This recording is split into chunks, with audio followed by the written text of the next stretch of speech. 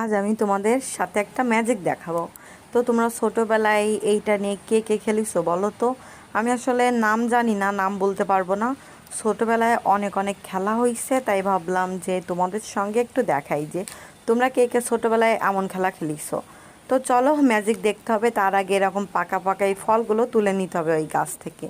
আসলে ছোটোবেলায় যে কত ধরনের খেলা খেলিছি, এখন বড় হয়ে গেছি, এখন ভাবতেছি যে কেন বড় হলাম। ছোটোবেলায় ভালো ছিল, কোনো টেনশন ছিল না, শুধু খাওয়া দাওয়া ঘুরে বেড়ানো হতো, আর কোনো কিছুই না।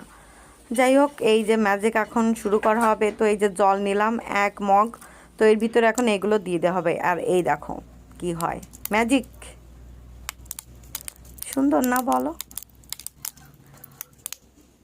তো তোমরা এরকম কে কে করিছো শেষে অবশ্যই কমেন্ট করে জানাবে।